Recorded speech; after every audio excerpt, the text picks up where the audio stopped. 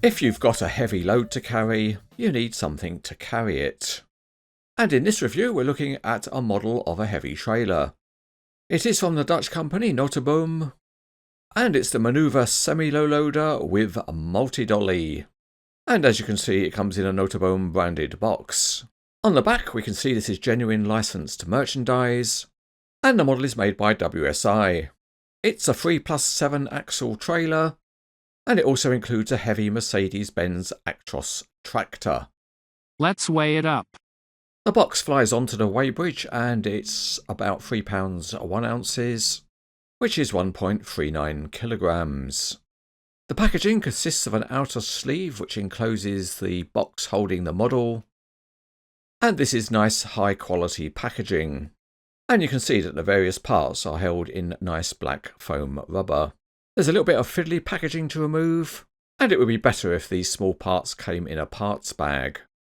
Included is a nice Nooteboom mini brochure, and this includes some nice information about the real trailer and also some information about the model.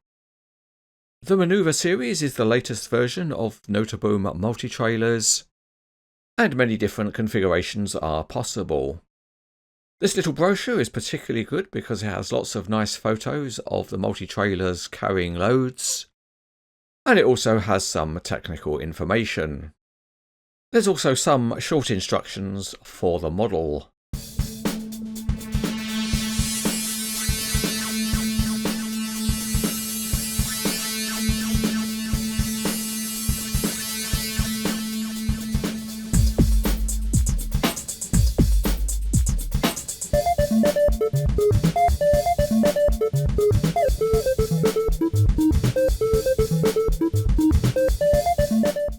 To begin with, there's just a little bit to do on the Actros, and that's fitting the cover on the towing hitch at the front and inserting a steel pin.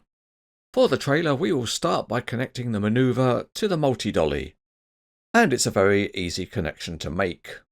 And once you've done it, you secure it with a screw. Next, it's a repeat action to join the multi-dolly to the gooseneck, and then we can join up the complete trailer with the Actros.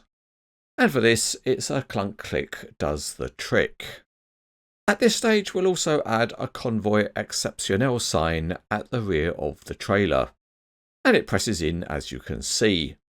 Let's weigh it up again.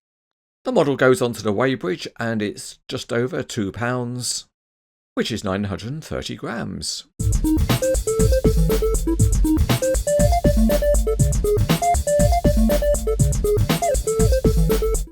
Starting underneath the Actros, and there's the usual high level of detail from WSI. The gearbox, tank and exhaust are modelled, and there's intricate detailing of the suspension and steering components. The modelled mud flaps are rigid. There are different tyres on the front and rear axles. The cab roof has casting detail, and the small roof light is not see-through. There's a very nice light bar and also a visor. The front looks great in the red line colour scheme, and there are tiny badges and the Actros name. There's the steering wheel logo and some textured grille, and the chevron graphics are nice and sharp. There's also a realistic looking license plate. On the side there's a thin stripe going around the cab and the fairing, and there's also some tiny graphics.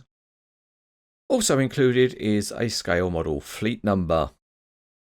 The wheels are smart and there's a nice texturing of surfaces. The rear wheels also have highlighted centres, and the wheel arches look convincing. This is a heavy haulage tractor, so the equipment tower behind the cab is suitably impressive. It is nicely detailed, including the usual coiled lines. At the rear, Nooteboom is printed on the mud flaps. The underside of the gooseneck is reasonably detailed. There are various boxes on each side, and there's bolt head detailing at the kingpin. The two hydraulic rams have plastic jackets, and there are also wheel chocks, and there are plastic landing legs. Going underneath the trailer units, and there's intricate engineering of the axle steering, and each wheel set is nicely modelled. The Manoovr has more details and there are nice small tyres. At the front of the gooseneck the connection points are indicated and small graphics add to the authentic look. The side of the gooseneck has a yellow stripe, and going close up on the control box shows some very small graphics and highlighted buttons. Inside the gooseneck there's a textured surface, there's a storage box, a couple of spare wheels and also a generator set. Marker boards go under the gooseneck but they are a little tricky to fit. The trailer surface is nicely detailed, with tie-down points highlighted but they're not functional. The small wheels have highlighted hubs, and a yellow stripe runs the full length down the sides. At the back there are more busy looking details, and that includes a couple of beacon lights and a license plate, the Nooteboom logo and also signs in German.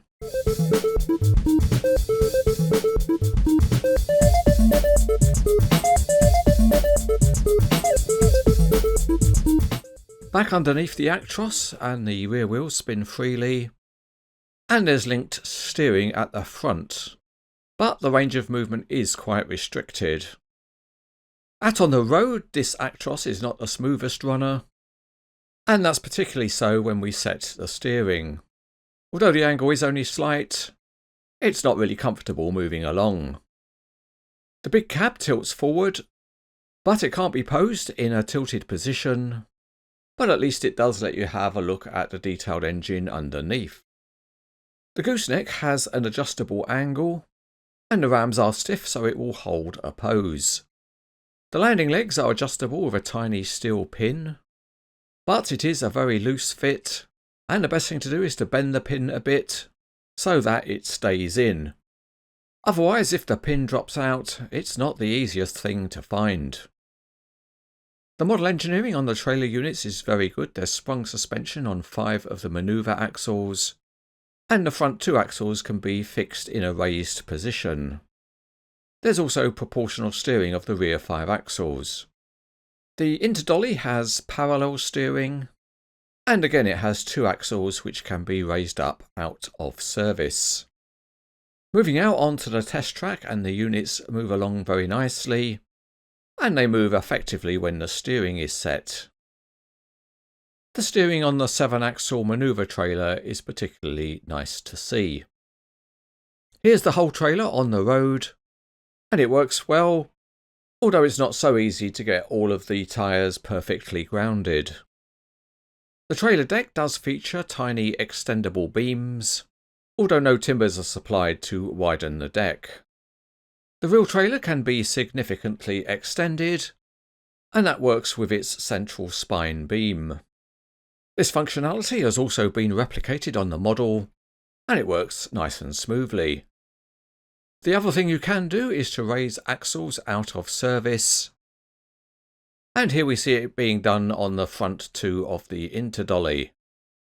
You can also lower the landing legs to support the gooseneck when detaching it from the tractor.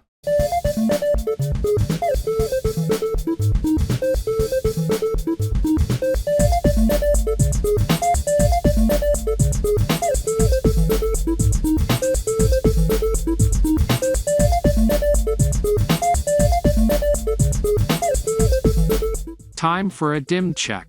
This is a particularly long heavy haulage trailer, so let's do a dim check. And it's 21 inches or 53 centimetres. But fully extended it's nearly 29 inches or 73 centimetres. Another option you have is to add metal deck posts, and plenty are provided. Let's change things at the back. We'll remove the sign and posts and add some marker boards. And now we can add a heavy load. And here we have a large and impressive concrete bridge beam. And the trailer's been slightly extended to make it a good fit.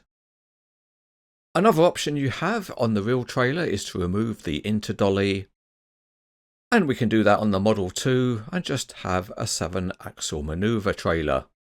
And we can use that to carry a different kind of load.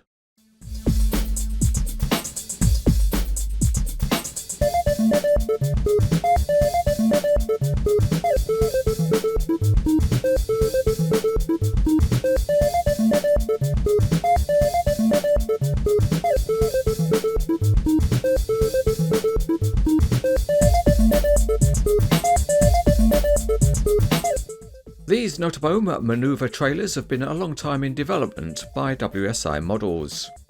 This 3+7 axle model looks great in Nooteboom redline colours, and with suitable loads you can put together impressive heavy haulage displays. The detailing is of a high standard, and the functionality is also nicely engineered. So if you like heavy haulage, this model is excellent.